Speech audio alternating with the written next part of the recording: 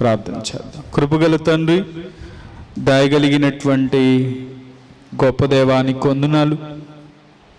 వాక్యం మీది మాట్లాడేది మీరు. మాకు అవసరమైన మీ మాటల చేత దేవా మీరు మమ్మల్ని తృప్తిపరచమని మీ చేతులకి మమ్మల్ని అప్పగించుకుంటూ మీరే మాకు తోడుగా నడిపించమని, మీ వాక్య ప్రత్యక్షత మా మధ్యలో ఉంచమని యేసు నామములో అడుగుచున్నాము తండ్రి, ఆమేన్. దేవునికి స్తోత్రం చెప్దాం. హల్లెలూయా. యేసుక్రీస్తు వారు తమ పరిచర్యలో బహిరంగ పరిచర్య మొదటి 12 అధ్యాయాలు బహిరంగ పరిచర్యను తెలియచేస్తూ ఉంటాయి. తరువాత కొన్ని అధ్యాయాలు యేసుక్రీస్తు వారి యొక్క రహస్య పరిచర్య, అలాగే మరికొన్ని అధ్యాయాలు ఏం తెలియచేస్తాయంటే ఆయన శిలువ మరణ పునరుద్ధానముల గురించి దేవుని వాక్యం మనకి తెలియచేస్తుంది. అయితే యేసుక్రీస్తు వారు ఆయన పరిచర్యలో అద్భుతాలు, ఆశ్చర్య కార్యాలు, సూచక క్రియలు ఆయన చేస్తూ వచ్చాడు. మనకు తెలుసు ఆయన సూచక క్రియలు, మనం నీటిని ద్రాక్షారసంగా మార్చటం, అలాగే ప్రధాని కుమారుని స్వస్థపరచటం, 38 సంవత్సరాల వ్యాధిగ్రస్తుని యేసుక్రీస్తు వారు స్వస్థపరచటం మనం చూస్తాం. ఈ 5వ అధ్యాయంలో విశ్రాంతి దినాన్న స్వస్థపరిచారంట. దానికి స్తోత్రం చెప్దాం. హల్లెలూయా. ఆ బెతెస్దా అనే కోనేటి దగ్గరికి వెళ్ళి ఏమన్నారంటే, నీ పరుపెత్తుకుని నడువు అన్నాడు. వెంటనే ఆయన దిగ్గున తన పరుపెత్తుకుని నడవటం ప్రారంభించాడు. అయితే కొంచెం ఆయన పరుపెత్తుకుని ముందుకు వెళ్తున్నప్పుడు యూదుల పెద్దలు, ఆ సమాజపు పెద్దలు వచ్చి, విశ్రాంతి దినం కదా, నువ్వు ఏ బరువు మోయకూడదు కదా అని అడిగితే, నేను కాదయ్యా, నన్ను ఒకడు ఎత్తుకోమని చెప్పాడు, అందుకే ఎత్తుకున్నాను అంట. ఆయన ఎవరో చెప్పు అని అంటే, ఆయన నాకెవరో తెలీదు. సరే వెతుకుతున్నాడేమో.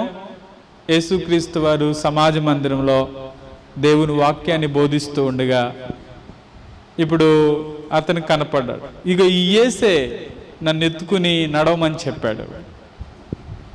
వెంటనే అక్కడున్న యూదులు, ఆ మతాధికారులు ఆయన్ని చంపాలని ప్రయత్నం చేస్తూ ఉన్నారు. చూడండి 15వ వాక్యంలో, 16వ వాక్యంలో, ఈ కార్యమును విశ్రాంతి దినమున చేసినందున యూదులు యేసును హింసించిరి.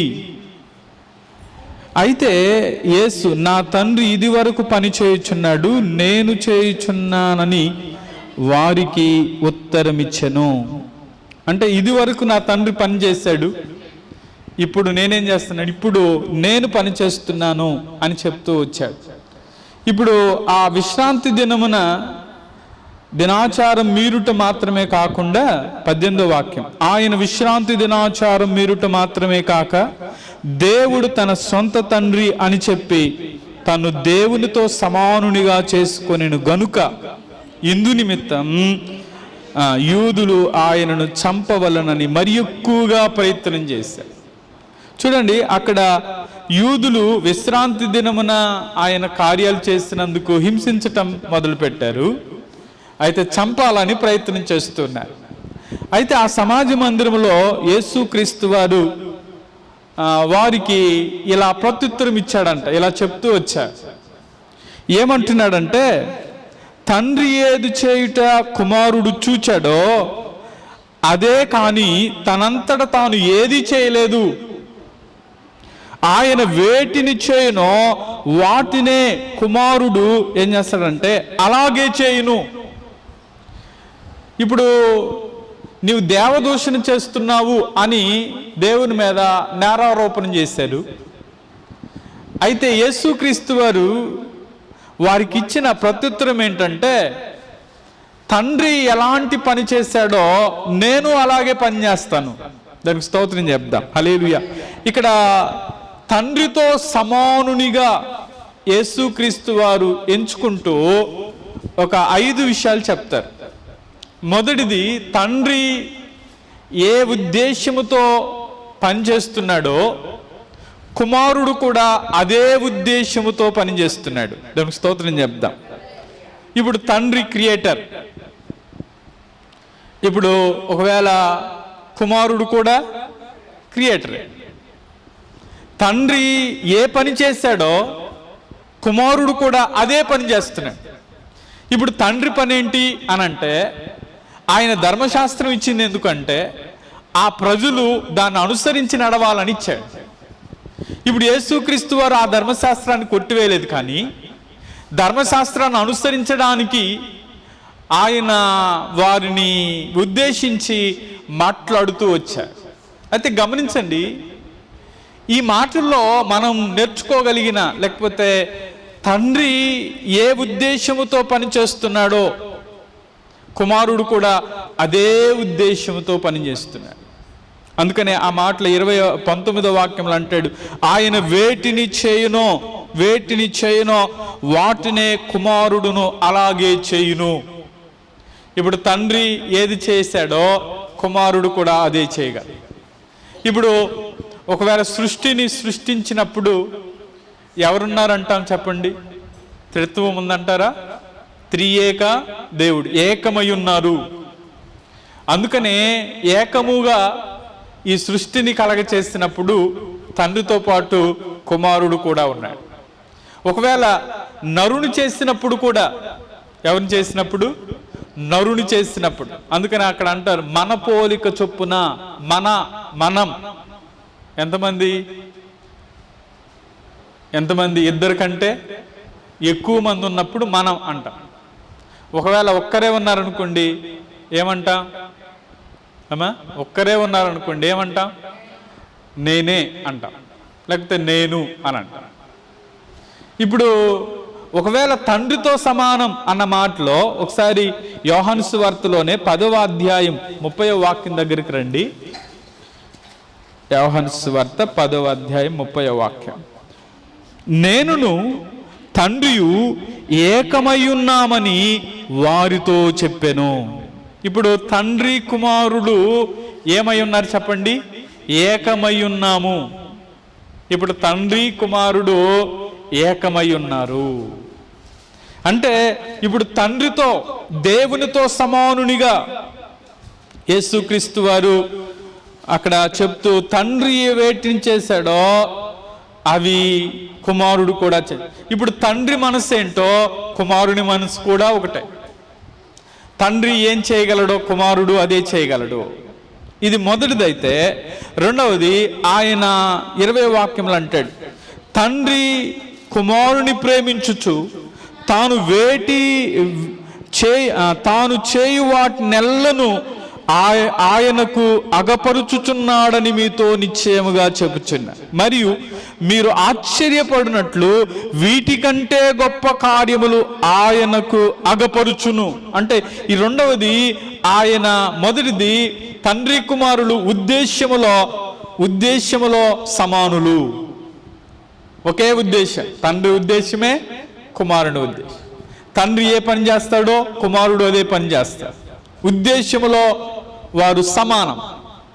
రెండవది, వారు క్రియలలో, వారు చేసే క్రియలు, ఒకవేళ తండ్రి ఏ క్రియలు చేయగలడో కుమారుడు కూడా అదే క్రియలు చేయగలడు. దేవుని స్తోత్రం చెప్దాం. హల్లెలూయా.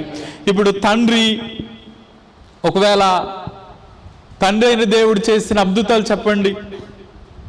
తండ్రి అయిన దేవుడు చేసిన అద్భుతాలు నిర్గమకాండంలో మనకు కనబడతాయి. ఇప్పుడు తండ్రి అయిన దేవుడు చేసిన అద్భుతాలు, పొగ కాలుతా ఉంది, ఏది? అగ్ని మండుచుంది, పొగ కాలిపోలేదు. మరి అద్భుతం కదా. అంటే మోషేను ఒకవేళ ఇశ్రాయేలు నడిపించటానికి తన ముందు ఒక అద్భుతాన్ని పెట్టి, నేను ఉన్నవాడును, నేను అనువాడును అని చెప్పి ఒక అద్భుతాన్ని చూపించి నన్ను వెంబడించు అని చెప్పాడు. నేను అనుకుంటాను ఆ అద్భుతాన్ని చేయకపోతే మోషే వెంబడించేవాడు కాదేమో. అలాగే ఎర్ర సముద్రం ముందుంది, ఫరో సైన్యం వెనకుంది. ఇప్పుడు ఎర్ర సముద్రాన్ని ఆ కర్ర తీసుకుని పాయలు చేస్తే ఏమైపోయింది చెప్పండి? 2 పాయలైని ఆరిన నేల మీద వారు దాటి వెళ్ళారు. బండలో నీళ్లు ఇవ్వటమే కానీ, ఇలా మనం అద్భుతాలు చెప్తే మారా అనేటువంటి ప్రదేశంలో చేదు అన్నటువంటి వాటిని మధురంగా మార్చిన దేవుడు. దేవుని స్తోత్రం చెప్దామా? హల్లెలూయా. ఈ తండ్రి అద్భుతాలు చేస్తూ వచ్చాడు. ఇప్పుడు తండ్రి చేసే అద్భుతాలు అంటే తండ్రి చేసే క్రియలు కుమారుడు కూడా చేస్తూ వచ్చాడు. ఇప్పుడు కుమారుడు చేసిన అద్భుతాలు మనం ఒక 3 ధ్యానం చేస్తూ వచ్చాం.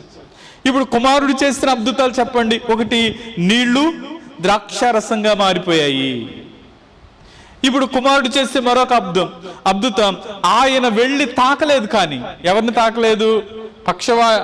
ప్రధాని కుమారుణ్ణి. ఇదిగో నువ్వు నమ్మి వెళ్ళు అన్నాడంతే.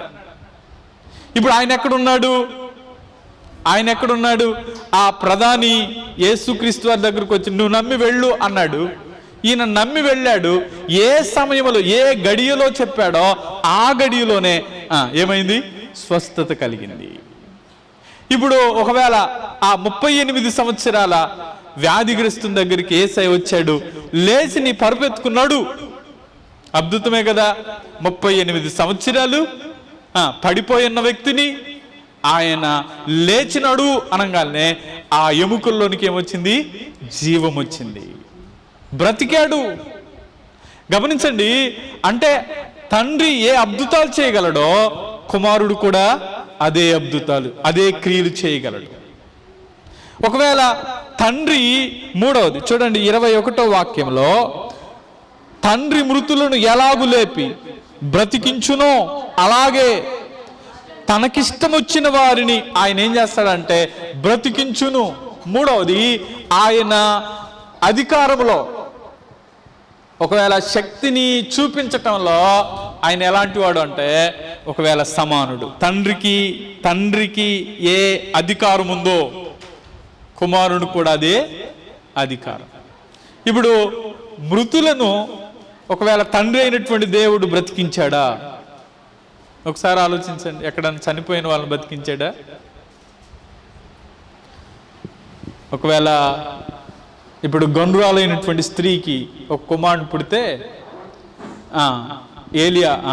ఎలీషా వెళ్ళి ప్రార్థన చేసినప్పుడు అతనిలోనికి ఏమొచ్చింది చెప్పండి? జీవం వచ్చింది. ఇంకో మాట చెప్పండి, ఎలీషా యొక్క శవం అంటే చనిపోయిన తరువాత ఎముకలు ఉంటాయి కదా, ఒక ఆయన్ని తీసుకెళ్ళి అది ఎలీషా యొక్క ఏమంటారంటే సమాధి అనుకోకుండా తవ్వితే ఆ చనిపోయిన వ్యక్తిని అక్కడ పాతి పెడుతూ ఉండగా ఆ ఎముకలు తగిలి ఎవరికి జీవం వచ్చింది? ఆ చనిపోయినటువంటి వానికి జీవం వచ్చింది.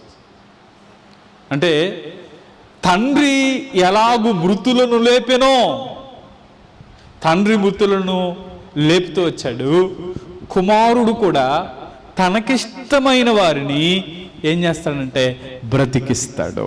హల్లెలూయా. ఇప్పుడు ఒక చనిపోయిన ఒక కుమారుడిని పాడి మీద తీసుకువెళ్తా ఉన్నారు. ఆయన ఆ పాడిని ముట్టగానే ఏమైంది చెప్పండి? బ్రతికాడు. ఓ చిన్నది చనిపోగా అక్కడున్న వారందరూ ఏడుస్తూ ఉన్నప్పుడు వారిని పక్కకు నెట్టేసి చిన్నదానా లే అనగానే ఆ చిన్నది దిగ్గున లేచి వచ్చింది. అక్కడ యూదులు అనుకున్నారు, నిద్రపోతున్న వాళ్ళని లేపటం ఈజీయే కదా, నిద్రపోతుంటే లేపినట్టే. ఒకవేళ మధ్యలో మత్తులోకి వెళ్ళి లేకపోతే ఏమంటారంటే మైండ్, లేకపోతే ఏమంటారు అమ్మా, ఇప్పుడు చనిపోకుండా కోమాలోకి వెళ్ళారు. ఒకవేళ ఆయన తాగ్గానే బయటకు వచ్చారు అనుకున్నారు. కానీ ఆయన అద్భుతాలు ఎలాంటివి అంటే, ఒకవేళ ఇలా అనుకుంటున్నారనే లాజరు చచ్చిపోయినప్పుడు వెంటనే రాలా. హల్లెలూయా. లాజరు చచ్చిపోయినప్పుడు మరి అంటుంది, అయ్యా నా సహోదరుడు చనిపోయినప్పుడు నీవు ఇక్కడ ఉన్నట్లయితే నా సహోదరుడు బ్రతికేవాడు, నువ్వు రాలేదు కాబట్టి నా సహోదరుడు చనిపోయాడు. 4 దినాలు అయింది అప్పటికి. ఇప్పుడు 4 దినాల్లో శరీరం ఎలా ఉంటుంది అమ్మా? చీకిపోతూ ఉండేది కొద్ది రోజుకు మొన్న ఏదో ఒక వీడియోనో లేకపోతే ఏదో మెసేజ్ చదువుతున్నాను. ఆ చదువుతున్నప్పుడు ఒక రోజుకి ఇలా అవుతుంది, 7 రోజులకి శరీరం అంతా ఏమవుతుంది, చర్మం అంతా ఇదే కలిసిపోయిద్ది. ఒక 21 రోజులకి ఇంకో విధంగా, ఒక నెల రోజులకి ఏమైతే ఓన్లీ ఎముకలే ఉంటాయి. అంటే రోజుకి ఏమైపోయింది అంటే మనం పాతిపెట్టిన శరీరం చీకిపోతా ఉంది. ఇప్పుడు ఒకవేళ కొన్ని కేసులు వచ్చినప్పుడు ఒకవేళ పోస్ట్ మార్టం చేయడానికి ఎముకలను తీసి కూడా ఏం చేస్తారు తెలుసా, పోస్ట్ మార్టం చేస్తారు. ఇప్పుడు ఎముకలు, మీకు అద్భుతమైన ఒక విచిత్రమైన సంగతిని చెప్పమంటారా? ఆ ఎముకలను పోస్ట్ మార్టం చేసిన వాళ్ళు ఎలా చనిపోయారో చెబుతారంట. హల్లెలూయా. ఎలా? ఎముకలు ఒకవేళ 4 రోజులు అయిందనుకోండి, కల్లపల్లిలో ఒక కేసు, మొత్తానికి భార్యాభర్తల మధ్య గొడవ, ఆయన చనిపోయాడు. ఇప్పుడు వాళ్ళిద్దరి మధ్యలో వచ్చిన సమస్య ఏంటంటే డబ్బులు. ఇప్పుడు ఒకవేళ మధ్యలో చనిపోయిన వాళ్ళ యొక్క సిస్టర్ గారు కూడా ఎంటర్ అయింది. ఇప్పుడు భార్య అలాగే చెల్లెలు ఇద్దరు ఒకళ్ళ మీద ఒకళ్ళు కేసు పెట్టుకున్నారు. మామూలుగా అయితేనేమో ఊరేసుకుని చనిపోయాడు, అందరికేమో నార్మల్గా చనిపోయాడని చెప్పారు, అంత అయిపోయింది. ఇప్పుడు ఇద్దరు కేసు నడుస్తూ ఉన్నప్పుడు ఇప్పుడు పోలీసులు 4 రోజుల తర్వాత ఎక్కడ పాతి పెట్టారు అక్కడికి వెళ్ళి ఆ ఎముకలు తీసుకొచ్చి పోస్ట్ మార్టం చేస్తే ఆయన ఊరేసుకుని చచ్చిపోయాడని రిపోర్ట్ వచ్చింది. హల్లెలూయా. ఎందుకు ఈ మాట చెప్పానంటే, ఒకవేళ ఇప్పుడున్నటువంటి టెక్నాలజీ అంత ముందున్నాం, చనిపోయిన వారు ఎవరు బ్రతకరు, కానీ తండ్రి ఎలా లేపాడో కుమారుడు కూడా చనిపోయిన 4 దినాలైనా ఆయనకి ఇష్టమైతే ఆయన వారిని బ్రతికించునుగాక. అందుకని ఆ చక్కని మాట ఉంటుంది, కుమారుడు అలాగే కుమారుడును తనకిష్టము వచ్చిన వారిని ఏం చేస్తాడంట, బ్రతికిస్తాడు. తనకిష్టం అని అనుకుంటే మృతతుల్యమైన వారిని కూడా, ఒకవేళ తనకిష్టం అనుకుంటే, ఒకవేళ లాజరును దేవుడు ఇష్టపడ్డాడేమో, అందుకనే చనిపోయి 4 దినాలైనా దేవుడు అతన్ని బ్రతికించాడు. హల్లెలూయా. చూడండి, ఈ మాటల్లో ఒకటి ఆయన ఉద్దేశములో సమానం. తండ్రి ఏ ఉద్దేశం కలిగి ఉన్నాడో కుమారుడు అదే ఉద్దేశం. రెండవది, తండ్రి ఏ క్రియలు చేయగలడో కుమారుడు అదే క్రియలు చేయగలడు. మూడవది, ఒకవేళ తండ్రి ఏ అధికారం కలిగి ఉన్నాడో కుమారుడు కూడా అదే అధికారం కలిగి ఉన్నాడు. అందుకని ఈ అధికారంలో 28వ వాక్యంలో కూడా ఆయనకున్న అధికారం ఏంటంటే 28 ఇది ఆయన మనుష్య కుమారునికి 28 ఆశ్చర్యపడుకుడి, ఒక కాలం వస్తుంది, ఆ కాలమున సమాధుల్లోనున్న వారందరూ ఆయన శబ్దము విని, అంటే మేలు చేసిన వారు జీవ పునరుద్ధానానికి, కీడు చేసిన వారు తీర్పు పునరుద్ధానమునకు బయటికి వస్తారు. ఇప్పుడు ఆయన ఒకరోజు ఏం చేస్తున్నాడంటే ఆయన బ్రతికించబోతున్నాడు. బ్రతికించడానికి తండ్రికి ఏ అధికారం ఉందో కుమారునికి కూడా అదే అధికారం ఉంది. అలాగే 22వ వాక్యాన్ని మనం చదివితే, తండ్రి ఎవరికి తీర్పు తీర్చడు గాని తండ్రిని గణపరచునట్లుగా అందరూ కుమారుని గణపరచవలనని తీర్పు తీర్చుటకు సర్వాధికారం కుమారునికి అప్పగించి ఉన్నాడు. ఈ మాటలో తీర్పు తీర్చడానికి అధికారం. ఒకవేళ తండ్రి తీర్పు తీర్చడా? తండ్రి తీర్పు తీర్చడా? తండ్రి తీర్పు తీరుస్తాడు, కుమారుడు కూడా తీర్పు ఇప్పుడు తండ్రి న్యాయముగా ఎలా ప్రవర్తిస్తాడో కుమారుడు కూడా అలాగే న్యాయముగా ప్రవర్తిస్తాడు. ప్రకటన గ్రంథంలో ఒక మాట చదువుదాం. 2వ అధ్యాయం 23వ వాక్యం చదువుదాం. ప్రకటన గ్రంథం 2వ అధ్యాయం 23వ వాక్యం చదవం. అందువలన అమ్మా 2వ అధ్యాయం 23 కదా. అందువలన ఆంతరంధ్యములను హృదయములను పరీక్షించువాడును నేనే అని సంఘములన్నీ తెలుసుకొనవలెను. మరియు మీలో ప్రతి వానికి వాని క్రియల చొప్పున ప్రతిఫలమిచ్చేదను. ఈ మాటలో ఏమంటాడంటే, అందువలన ఆంతరంధ్యములను హృదయములను పరీక్షించువాడును నేనే. ఇప్పుడు ఒక వ్యక్తికి మనం తీర్పు తీర్చాలి అని అంటే దేన్ని బట్టి తీర్పు తీరుస్తాం? అతని పనులు బట్టో, అతని క్రియలను బట్టో. ఒకవేళ హృదయములో, అందుకని ఆ మాటలు అంటాడు, హృదయములను పరీక్షించువాడను నేనే. హృదయాలను పరీక్షించేవాడు ఆయన. అంత మాత్రమే కాదు, వాని క్రియల చొప్పున దేవుడు ఏం చేస్తాడంటే ప్రతిఫలం ఇస్తాడు. ప్రతివానికి వాని క్రియలు, మనం చేసే ప్రతి క్రియకి మనం ఏం పొందుతామంటే ప్రతిఫలము పొందుతాం. అందుకనే తీర్పు తీర్చుటలో తండ్రి ఎలా తీర్పు తీరుస్తాడో కుమారుడు కూడా అలాగే తీర్పు తీరుస్తాడు. ఇది 4వది. అయితే 5వది ఘనతలో, ఘనపరచటములో. అందుకనే ఆ మాటలు అంటాడు, తండ్రిని ఘనపరచునట్లుగా అందరూ కుమారుని ఘనపరచవలెనని. అందుకని కుమారుని ఘనపరచాలని తండ్రి తమ కుమారుని, ఒక్కగానొక్క కుమారుని ఈ లోకానికి పంపించాడు. దానికి స్తోత్రం చెప్దాం. హల్లెలూయా. తండ్రిని ఘనపరచాలని ఎవరిని పంపించాడు? కుమారుని, ఏకైక కుమారుని మన కొరకు పంపించాడు. ఇప్పుడు మనకి తండ్రి అనే మాట ఏమంటాడంటే, నేను తప్ప వేరొక దేవుడు మీకు ఉండకూడదు. ఇప్పుడు నేను తప్ప వేరొకరు ఉండకూడదు. ఇప్పుడు నేను అనే మాట ఎవరు వాడొచ్చు అంటే,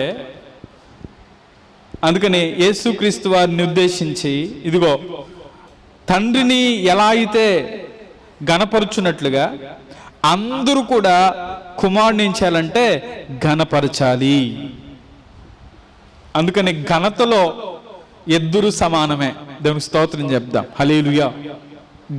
ఘనపరచటంలో, ఇప్పుడు ఘనపరచుట అంటే, ఆ ఘనపరచటం అంటే, ఒకవేళ తండ్రిని ఘనపరచటం అంటే, నేను అంటాను మనం తండ్రి మాట వినటం. ఇప్పుడు అలాగే కుమారుని మాట కూడా వినాలి. దానికి స్తోత్రం చెప్తాం. హల్లెలూయా. అందుకని 24వ వాక్యం చెప్తూ, నా మాట విని నన్ను పంపిన వాని యందు విశ్వాసం ఉంచువాడు నిత్య జీవము గలవాడు. దేవునికి స్తోత్రం చెప్దామా? హల్లెలూయా. ఇప్పుడు నా మాట విని నన్ను పంపిన వాని యందు ఎవరైతే విశ్వాసం ఉంచుతారో వారు ఏమవుతున్నారంటే నిత్య జీవము పొందుకుంటున్నారు. వారు ఎలా ఉంటారు అని అంటాడంటే, వాడు తీర్పులోనికి రాక మరణములో నుండి జీవములోనికి దాటాడు. మరణములో నుండి జీవములోనికి దాటాడు. ఇప్పుడు నా మాట విని నన్ను పంపిన వాని యందు ఏం చేయాలంటే విశ్వాసముంచువాడు. ఇప్పుడు ఎవరు గణపరిచేవారు, ఎవరు ఒకవేళ దేవుని గణపరుస్తారు అనంటే మనం తప్పకుండా దేవుని మాట వినేవారిగా దేవుడే చేయునుగాక. హల్లెలూయా. ఈ మాటను బట్టి నేనేమంటానంటే మనం దేవుని మాట వినాలి. దేవుని మాట మనం ఎప్పుడైతే వింటామో, ఆయన స్వరాన్ని వింటామో, ఈ మాటలో నా మాట విని నన్ను పంపిన వాని యందు విశ్వాసముంచువాడు నిత్య జీవము గలవాడు. 3వ అధ్యాయం 26వ వాక్యంలో కూడా యోహాను సువార్త 3:26లో కూడా అంటాడు, కుమారుని యందు విశ్వాసముంచువాడే నిత్య జీవము గలవాడు, కుమారునికి విధేయుడు కానివాడు జీవము చూడడు గాని దేవుని ఉగ్రత వాని మీద నిలిచి ఉంటుంది. ఈ మాటలో ఒకవేళ నిత్య జీవం ఎవరు పొందుకుంటారు అంటే ఎవరైతే దేవుని మాట వింటారో, ఎవరైతే విశ్వసిస్తారో. అందుకనే దేవుని మాట నమ్ము, రెండవది దాన్ని విశ్వసించు. నీవు విన్న వాక్యాన్ని నమ్మి ఎప్పుడైతే విశ్వాసం ఉంచుతావో అప్పుడే నీవేమవుతావు అంటే నిత్య జీవాన్ని పొందుకుంటా. అందుకనే విని వెళ్ళిపోయే వారంగా కాదు, ఏం చేయాలి? విని వెళ్ళిపోవటం వల్ల ప్రయోజనం లేదు, విశ్వసించటం వలన నిత్య జీవాన్ని పొందుకుంటాం. హల్లెలూయా. ఈ మాటలో మనం విశ్వసించటం ద్వారానే నా మాట విని, అందుకని ఆ మాటలు అంటాడు, నా మాట విని నన్ను పంపిన వాని యందు విశ్వాసం ఉంచువాడు నిత్య జీవము గలవాడు. వాడు తీర్పులోనికి రాడు, మరణములో నుండి జీవములోనికి వాడు ఏం చేశాడంటే దాటి ఉన్నాడు. ఇప్పుడు మరణములో ఉన్నాడు అంటే ఒకవేళ భూమి మీద ఒకవేళ అందరూ పాపముల చేత అపరాధముల చేత చచ్చిన స్థితిలో ఉన్న వారిని దేవుడు తన స్వరక్తం ఇచ్చి ఏం చేస్తున్నాడంటే బ్రతికిస్తున్నాడు. ఒకవేళ మరణములో నుండి జీవములోనికి దాటడం అంటే చీకటిలో ఉన్న నీవు వెలుగులోనికి రావాలి, అవిధేయతలో ఉన్న నీవు విధేయతలోనికి రావాలి. అందుకనే ఒకవేళ ఆజ్ఞను అతిక్రమిస్తున్న నీవు ఆజ్ఞకు విధేయుడవ్వాలి, జీవములోనికి రావటం. అందుకనే ఈ మాట, నా మాట విని నన్ను పంపిన వాని యందు విశ్వాసం ఉంచువాడు ఏమవుతున్నాడంటే నిత్య జీవాన్ని పొందుకుంటున్నాడు. ఆ మాట చెప్తాంటాడు, ఇదిగో వాడు ఎక్కడి నుంచి మరణములో నుండి జీవములోనికి దాటుతున్నాడు అని చెప్తా. ఆ మాట చెప్పి 25వ వాక్యంలో స్పష్టంగా మాట చెప్తాడు, మృతులు దేవుని కుమారుని శబ్దము విను గడియ వచ్చుచున్నది, ఇప్పుడే వచ్చి ఉన్నది, దాని వినువారు జీవింతురని మీతో నిశ్చయముగా చెప్పుచున్నా. ఈ మాట మన అందరం చేద్దామా? మృతులు దేవుని కుమారుని శబ్దము విను గడియ వచ్చుచున్నది, ఇప్పుడే వచ్చి ఉన్నది, దాన్ని వినువారు జీవిస్తారు. ఈ మాటలో మృతులు అంటే చచ్చిన స్థితిలో ఉన్నటువంటి వాడు, పాపపు స్థితిలో ఉన్నవారు, అపరాధులుగా ఉన్నవారు, అయోగ్యులుగా ఉన్నవారు. ఇప్పుడు వారిని ఉద్దేశించి మాట్లాడుతున్న మాట ఏమంటాడంటే, ఇదిగో శబ్దము, దేవుని కుమారుని శబ్దము విను గడియ వచ్చుచున్నది. ఆ మాట చెప్పి ఇప్పుడే వచ్చి ఉన్నది. ఇప్పుడు దేవుని కుమారుని శబ్దం, ఏ శబ్దం చెప్పండి? దేవుని కుమారుని శబ్దం వినే గడియ వచ్చింది. ఈ మాటలో గడియ అంటే కేవలం మనం ఏమనుకుంటామంటే ఒక గంట లేకపోతే సమయం. అయితే ఈ మాటలో దేవుని స్వరాన్ని వినడానికి, ఒక వ్యక్తి పాపము నుంచి ఏమవ్వాలంటే పాపము నుంచి పరిహరించబడాలని. ఇంకొక మాట చెప్పాలంటే, ఒకవేళ యేసును విశ్వసించటం ద్వారా మనం ఈ మాటను బట్టి విధేయతతో మనం ఏం చేయాలంటే స్పందించాలి. దానికి స్తోత్రం చెప్దాం. హల్లెలూయా.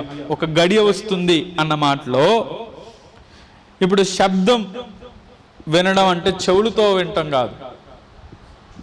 శబ్దం అంటే ఇప్పుడు యేసయ్య మాటలు చెవులతో వినటమే మాత్రమే కాకుండా హృదయముతో వాటిని ఏం చేయాలంటే స్వీకరించడం. అందుకని మనుషులు ఎన్నో మాటలు చెప్తా ఉంటారు, కానీ యేసు చెప్పే మాట మన జీవితాన్ని మార్చునుగాక. నిజమే కదా? యేసయ్య మాట మన జీవితాన్ని మార్చు. యేసయ్య మాట విన్నప్పుడు మన హృదయం ఎలా స్పందిస్తుంది? అందుకని అక్కడ అంటాడు, మరణించిన వారిని బ్రతికిస్తుంది. అందుకని 25వ వాక్యం, మృతులు దేవుని కుమారుని విని శబ్దము వినే గడియ వచ్చింది. అంటే శారీరక మరణమే కాదు, ఒకవేళ పాపములో, నిరాశలో, ఆత్మీయంగా చచ్చని స్థితిలో ఉన్న మనిషిని కూడా యేసయ్య శబ్దం ఏం చేస్తుందంటే కొత్త జీవితం ఇస్తుంది.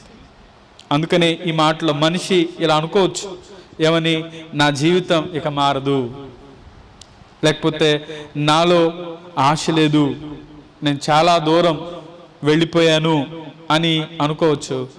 కానీ యేసయ్య శబ్దం వింటే ఏమంటాడంటే, ఆ శబ్దం విన్నవాడు ఏమవుతాడంటే జీవిస్తాడు. అందుకనే ఈ నా మాట విని విశ్వసించేవాడు ఏం చేస్తాడు, నిత్య జీవము గలవాడు అని చెప్తాడు. ఇక్కడ 2 విషయాలు చెప్తాడు. ఒకటి వినాలి, రెండవది విశ్వసించాలి. వింటే సరిపోదు. అందుకనే విశ్వాసముతో మనం ఏం చేయాలంటే యేసును స్వీకరించాలి. నోవాహు కాలంలో దేవుడు నోవాహుతో చెప్పిన మాట నోవాహు నమ్మాడంతే. 120 సంవత్సరాలు వాడు కడతా వచ్చాడు. ఒకవేళ 120 సంవత్సరాలు ప్రకటించాడు, కానీ ఎవ్వరూ ఏం చేయలేదు చెప్పండి, ఆ ఓడలోనికి రాలేదు, నమ్మలేదు. అందుకనే ఆచరణలో పెట్టలేదు. అయితే ఈరోజు ఎవరైతే దేవుని మాట విని దేవుని దగ్గరకు వస్తారో, విశ్వసిస్తారో, ఆ విశ్వసించేటువంటి వారు ఏం చేస్తారంటే తప్పకుండా జీవాన్ని పొందుతారు. అందుకనే ఈరోజే, ఎప్పుడో వింటాం కాదు, ఈరోజే వినాలి. ఎప్పుడో వింటాం కాదు, ఈరోజే విశ్వసించాలి. ఎప్పుడో కాదు, ఈరోజే మన జీవితాన్ని దేవునికి అప్పగించుకుందుముగాక. చాలామంది ఆ శబ్దం, దేవుని కుమారుని శబ్దం మనతో మాట్లాడుతుంది. నువ్వు భయపడుతున్నావా? అయితే యేసయ్య మాట విను. నిరాశలో ఉన్నవా? అయితే యేసయ్య మాట విను. పాపభారంతో ఉన్నవా? యేసయ్య మాట విను. జీవితం అర్థం కావట్లేదా? యేసయ్య మాట విను. మనం ఎవరి మాట వినాలంటే దేవుని మాట వింటే. ప్రతి విషయంలో కూడా ఇప్పుడు మనం దేవుని మాట వినడానికి మనం ఏమి ఇవ్వాలి? మన చెవులు మాత్రమే కాదు, మన హృదయాన్ని దేవునికి ఇచ్చుదముగాక. అందుకని ఈ మాటలో దేవుని కుమారుని శబ్దం వినే గడియ వచ్చింది, ఇప్పుడే వచ్చింది.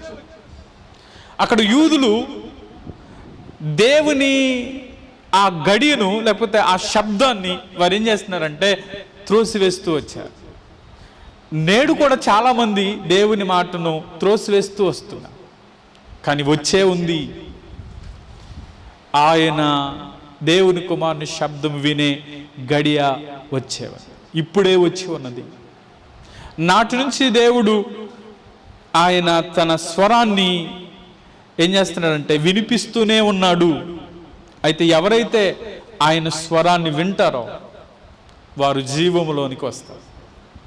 ఒకవేళ ఆయన స్వరాన్ని వినలేనిటువంటి వారు ఎక్కడుంటారు అంటే ఒకవేళ జీవములోనికి రాలేరు.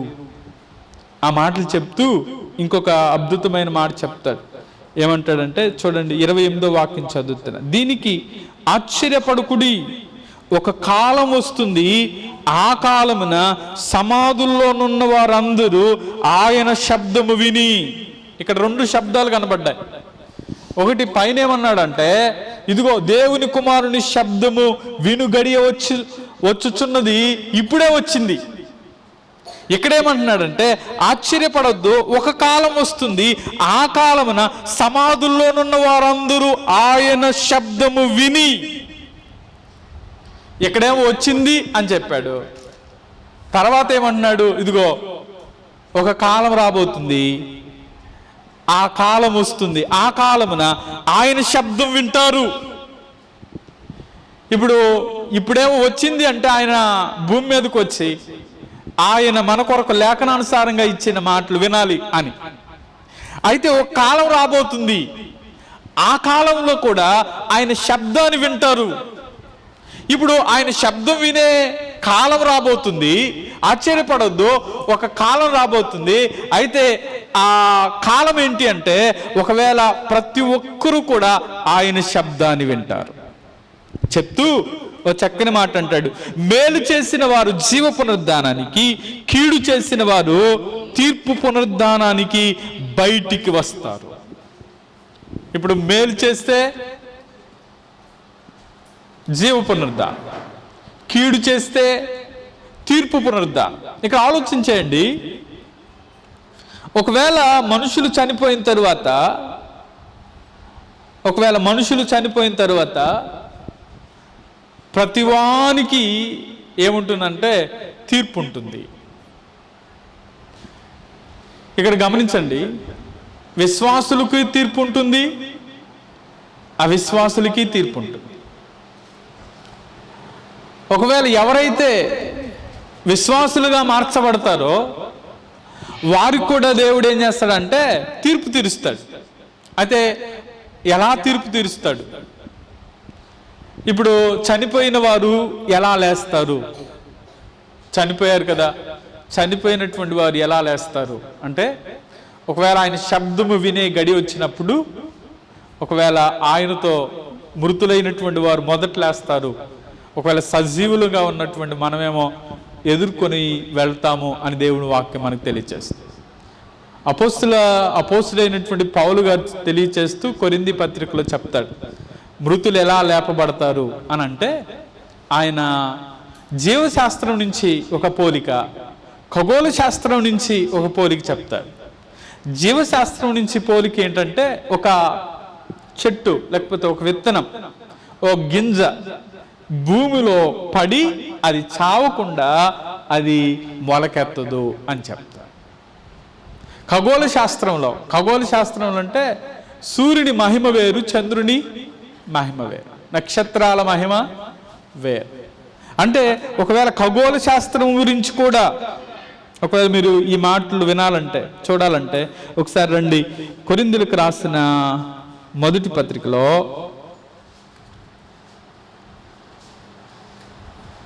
15వ అధ్యాయం 15వ అధ్యాయం మొదటి పత్రిక 15వ అధ్యాయంలో 35వ వాక్యం, మృతులు ఎలాగూ లేతురు, వారెట్టి శరీరములతో ఒత్తురని ఒకడు అడుగును. ఒకవేళ ఎట్టి శరీరాలతో వస్తారు అని అంటే అక్కడ అంటాడు, ఓ అవివేకి, నీవు విత్తినది చచ్చితేనే గాని బ్రతికింపబడదు కదా. నీవు విత్తిన దాన్ని చూడగా అది గోధుమ గింజైనను సరే, మరి ఏ గింజైనను సరే, వట్టి గింజనే విత్తుతున్నావు గాని పుట్టబో శరీరమును విత్తట్లేదు. అయితే దేవుడు దానికి ఏం చేశాడంట, చిత్త ప్రకారం నీవు విత్తిన దానికి శరీరం ఇస్తున్నాడు, మరియు ప్రతి విత్తనమునకు దాని శరీరం ఇస్తున్నాడు అని అంటాడు. చూడండి, మాంసమంతా ఒకే విధమైనది కాదు అని మాట్లాడు. అంటే ఇక్కడ జీవశాస్త్రం అంటే స్వయంగా ఒకవేళ గోధుమ గింజ గురించి ఆయన మాట్లాడిన మాట అంతా కూడా ఒకవేళ విత్తనము గురించినటువంటి పోలిక.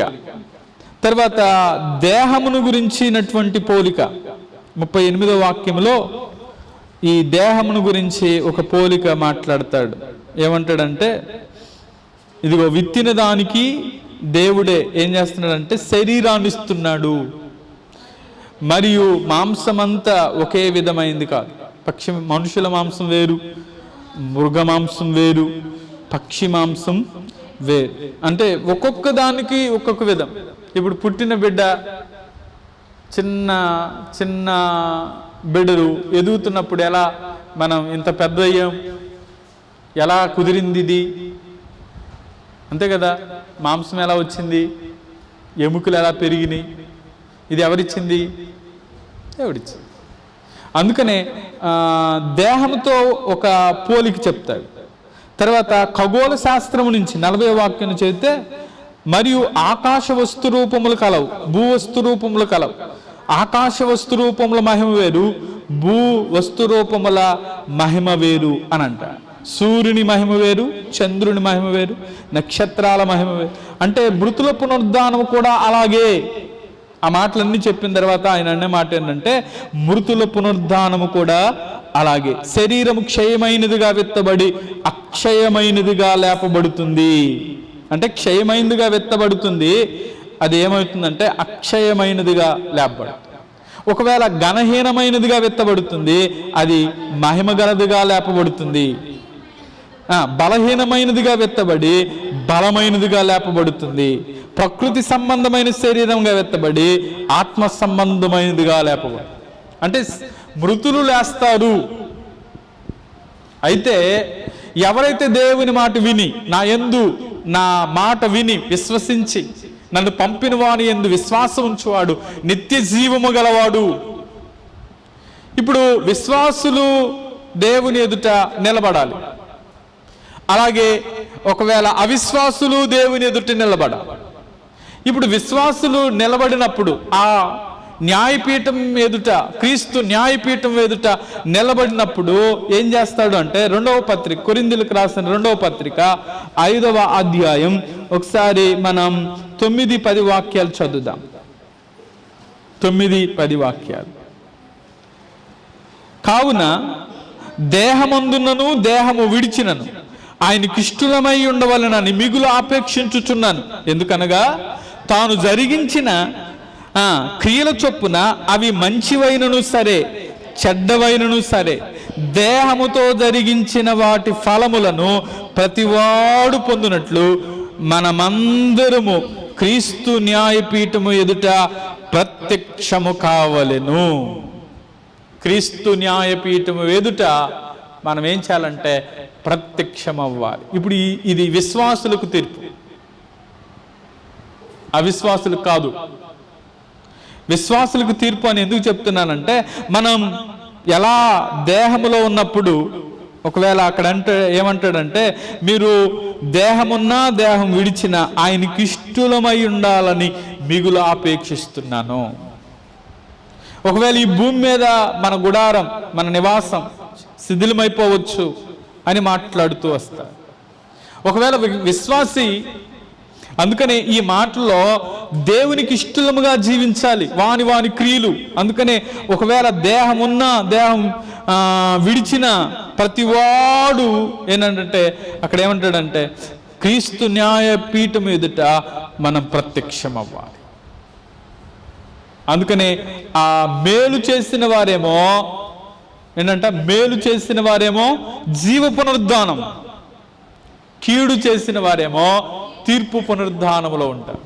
ఇప్పుడు మేలు చేసిన వారు అంటే, మేలు చేయటం అంటే ఒకవేళ ఎవరైతే దేవుని మాట, నా మాట విని నన్ను పంపిన వాని యందు విశ్వాసం ఉంచువాడు నిత్య జీవములోనికి వస్తున్నాడు.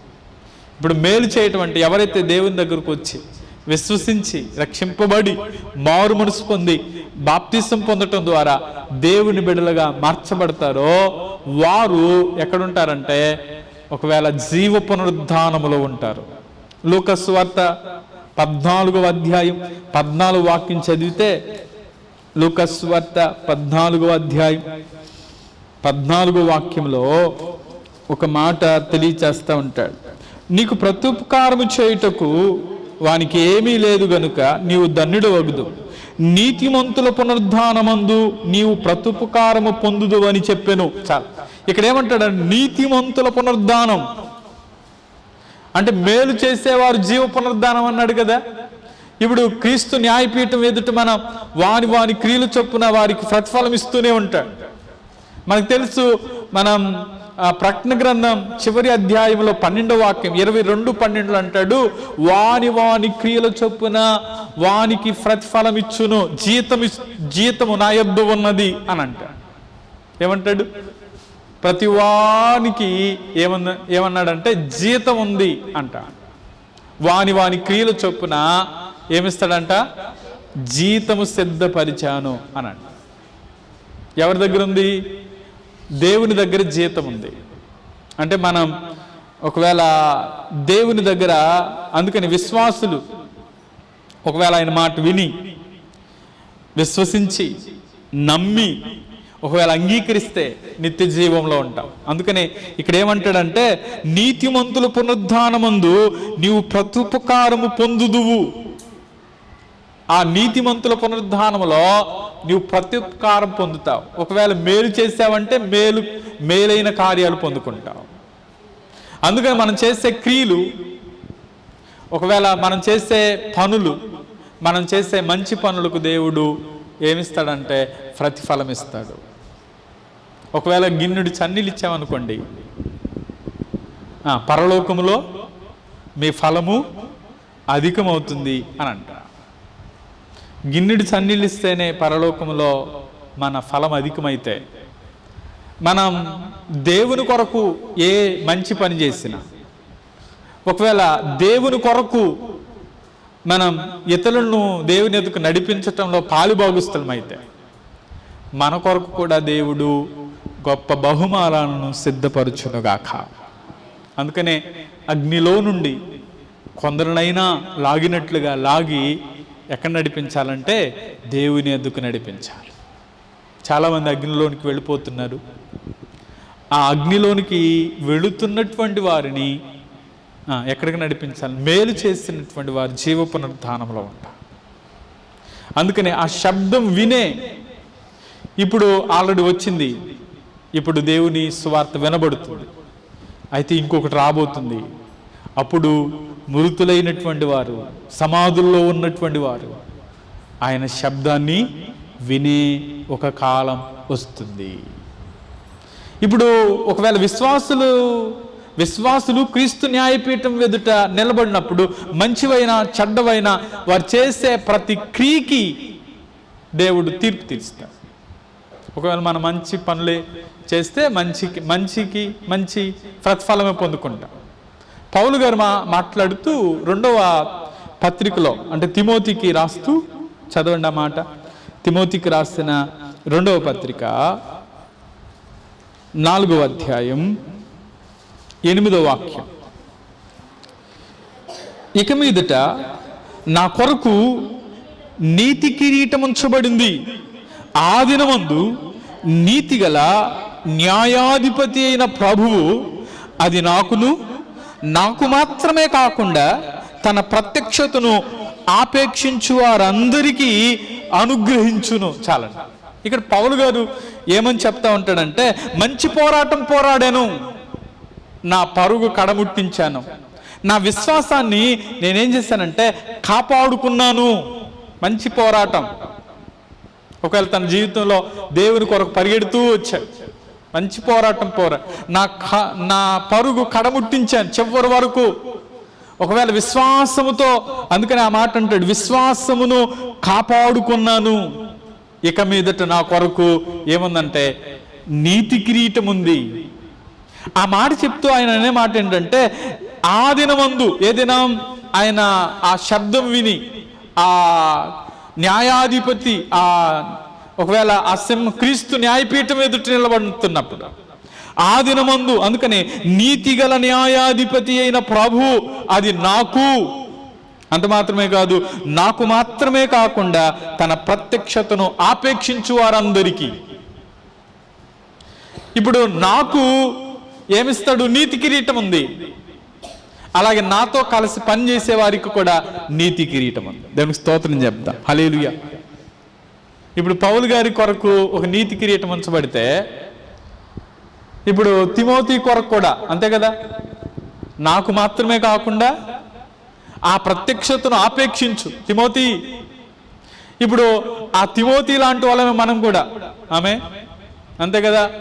ఇప్పుడు పౌలు గారికే కాదు, ఎవరైతే ప్రభు కొరకు ఒకవేళ మంచి పనులు చేస్తారు, ఒకవేళ ప్రభు కొరకు మనం ఇవ్వటం కూడా ఆశీర్వాదమే. మత్తయి సువార్తలు అంటాడు కదా, మత్తయి సువార్త 5వ అధ్యాయంలో, మత్తయి సువార్త 5వ అధ్యాయంలో ఏమంటాడంటే, ఒకసారి 12వ వాక్యం, సంతోషించి ఆనందించుడి, పరలోకమందు మీ ఫలము అధికమగును, అలాగున వారు మీకు పూర్వముండిన ప్రవక్తలను హింసించిరి అని అంట. అంటే సంతోషించి ఆనందించండి, పరలోకములో మీ ఫలం ఏమవుతుందంట, అధికమవుతుంది అని అంట. మన జీవితాల్లో ఒకవేళ దేవుని కొరకు మనం ఏది చేసినా దేవుడు దానికి తగిన ప్రతిఫలం ఇచ్చునుగాక. మనం మంచి పనులు చేస్తే మంచిది, ఒకవేళ చెడ్డ పనులు చేస్తే చెడు కూడా దేవుడు ఏమిస్తాడంట, ప్రతిఫలం ఇస్తాడు. ఇప్పుడు వరకు నేను చెప్పిన తీర్పు ఎవరి తీర్పు అంటే ఇది విశ్వాసుల కొరకైనటువంటి తీర్పు. ఇప్పుడు అవిశ్వాసుల కొరకైనటువంటి తీర్పును గురించి చెప్తాను, జాగ్రత్తగా వినండి. ఒకసారి రండి, ప్రకటన గ్రంథం 20వ అధ్యాయం 11వ వాక్యం నుంచి మనం చదువుదాం. మరియు ధవలమైన మహాసింహాసనమును దాని యందు ఆసీనుడయ్యున్న ఒకనిని చూచి తిని, భూమి ఆకాశములు ఆయన సముఖము నుండి పారిపోయెను, వాటికి నిలువ చోటు కనబడకపోయెను. మరియు గొప్పవారేమి కొద్దివారేమి మృతులైన వారందరూ ఆ సింహాసనము ఎదుట నిలబడి ఉండుట చూచి తిని, అప్పుడు గ్రంథములు విప్పబడెను, మరియు జీవ గ్రంథమును వేరొక గ్రంథము విప్పబడెను. ఆ గ్రంథముల యందు రాయబడి ఉన్న వాటిని బట్టి తమ క్రియలు చొప్పున మృతులు తీర్పు పొందిరి. చాలండి. అక్కడ అంటాడు, సముద్రము తనలో ఉన్న మృతులను అప్పగించెను, మరణము పాతాళ లోకమును వాటి వశములోనున్న మృతులను అప్పగించెను, వారిలో ప్రతివాడు తన క్రియల చొప్పున తీర్పు పొందెను. మరణమును మృతుల లోకమును అగ్నిగుండములో పడవేయబడును. ఈ అగ్నిగుండము 2వ మరణం. ఎవని పేరైనా జీవ గ్రంథమందు రాయబడినట్లు కనబడిన ఎడల వాడు అగ్నిగుండములో పడవేయబడు. చాలు. ఇప్పుడు ఒక సింహాసనం ఉంది. ఆ సింహాసనం ఏంటి అంటే ధవలమైన మహాసింహాసనం. ఇది అవిశ్వాసులకు తీర్పు. ఇందాక చెప్పిన క్రీస్తు న్యాయపీఠం ఎదుటేమో ఎవరి తీర్పు? అది విశ్వాసులకు తీర్పు. నువ్వు మంచి చేసినా చెడ్డ చేసినా దేవుడు దానికి ప్రతిఫలం ఇస్తాడు. ఇక్కడేమంటాడంటే ధవల సింహాసనం, ధవలము అంటే తెల్లని ఒక మహాసింహాసనం ఉంది, దాని మీద ఆసీనుడై ఉండగా నేను ఒకరిని చూశాను. ఆ భూమి ఆకాశముల నుండి ఆయన సముఖమునకు ఏం చేస్తానంటే కొంతమంది పారిపోయిను అంటాడు. నిలువ చోటు కనబడకపోయేను అని చెప్తూ, గొప్పవారేమి కొద్దివారేమి మృతులైన వారందరూ ఆ సింహాసనం ఎదుట నిలబడి ఉండుట చూచాను. చూడండి, ఎవరు నిలబడటం చూశాడంట? గొప్పవారు ఉన్నారు. భూమి మీద చాలా గొప్పోళ్ళు ఉన్నారు, లేరా? ధనంలో గొప్పోళ్ళు ఉన్నారు, మంచి పనులు చేసే వాటిలో గొప్పోళ్ళు ఉన్నారు, పేరు ప్రఖ్యాతులు కలిగిన వారు ఉన్నారు, వాళ్ళ కొద్దివారు కూడా ఉన్నారు. గొప్పవారేమి కొద్దివారేమి. అందుకని అక్కడ ఏమంటాడంటే అప్పుడు ఒక గ్రంథాలు విప్పబడుతున్నాయి, అలాగే జీవ గ్రంథము కూడా, ఇంకో మాట అంటాడు, వేరొక గ్రంథము కూడా విప్పబడింది. ఆ గ్రంథముల యందు రాయబడిన వాటిని బట్టి తమ తమ క్రియలు చొప్పున మృతులు తీర్పు పొందిరి. ఇప్పుడు జీవ గ్రంథం ఉంది, వేరొక గ్రంథం కూడా ఉంది. ఇప్పుడు జీవ గ్రంథములో పేరుంటేనేమో వాడు తీర్పు పునరుద్ధానములో ఉంటాడు. జీవ గ్రంథములో పేరుంటేనేమో వాడు జీవ పునరుద్ధానంలో ఉంటాడు. ఒకవేళ పేరు లేనటువంటి వాడు ఏ ఏ ఏ పునరుద్ధానం అది? తీర్పు పునరుద్ధానంలో ఉంటాడు. అందుకనే ఆల్రెడీ 1000 ఏండ్ల పరిపాలన అయిపోయిన తర్వాత ఆ సింహాసనం ఎదుట నిలబడినప్పుడు, అందుకనే మరణము, అందుకనే సముద్రములో ఉన్న తన మృతులను ఎవరు అప్పగిస్తారంట? సముద్రం తనలో ఉన్న మృతులను అప్పగిస్తుంది. ఒకవేళ ఎవరు ఎలా చనిపోయినా, సముద్రంలో కొట్టుకుని పోయినా, ఒకవేళ యాక్సిడెంట్లో చనిపోయినా, ఒకవేళ హెలికాప్టర్లో ఏమైనా అలా చనిపోయినా, అన్నీ ఖాళీ బూడిదైపోయినా, ఆకాశమే కానీ, భూమే కానీ, సముద్రమే కానీ అన్నీ దేవునికి అప్పగిస్తాయి. అందుకనే ఇది అవిశ్వాసులకు తీర్పు. అక్కడ మాట్లాడే మాటలో వాని క్రియలు చొప్పున వానికి ప్రతిఫలం ఇస్తుంది. అయితే ఆ చివరి మాటలు అంటాడు, ఎవని పేరైనా జీవ గ్రంథమందు రాయబడినట్లు కనబడిన ఎడల వాడు అగ్నిగుండములో పడవే. ఈ అగ్నిగుండమే 2వ మరణం. అందుకనే ఆ కీడు నుంచి, ఆ 2వ మరణం నుంచి తప్పించబడడానికే వాడు నా మాట విని ఏం చేయాలంట? నన్ను పంపిన వాని యందు విశ్వాసం ఉంచువాడు నిత్య జీవం పొందుకుంటాడు. ఆ నిత్య జీవం ఎవరైతే పొందుకోవాలని ఆశ కలిగి ఉంటారో వారు ఎక్కడుంటారంటే జీవ పునరుద్ధానంలో క్రీస్తుతో ఉంటారు. క్రీస్తుతో యుగయుగాలు ఆయనతో ఉండే ఆ గొప్ప కృప దేవుడు మనకు అనుగ్రహించునుగాక. అందుకని నీవేం చేయాలంటే, విన్న నీవు విశ్వసించి, ఒకవేళ విశ్వసించిన నీవు అంగీకరించిన నీవు ఒకవేళ రక్షింపబడి మారు మనసు పొంది బాప్తిసం పొందితే నిత్య జీవములో ప్రవేశిస్తావు. ఆయనతో ఉండే ఆ గొప్ప కృప దేవుడు మనకు అనుగ్రహించునుగాక. అందుకని ఈ మాటలో అంటాను, తండ్రితో యేసుక్రీస్తు వారు సమానుడు. నేను ఒకవేళ కొన్నిసార్లు అసలు యేసుక్రీస్తు దేవుడు అని ఎక్కడ రాశారు బైబిల్లో అని కొంతమంది ప్రశ్నిస్తారు.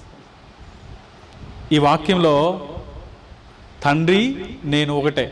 తండ్రి దేవుడైతే మరి కుమారుడు కూడా అందుకని తండ్రి నేను ఏకమై ఉన్నాం అంటే తండ్రి ఏ ఉద్దేశంతో పనిచేశాడో నేను అదే ఉద్దేశంతో పని.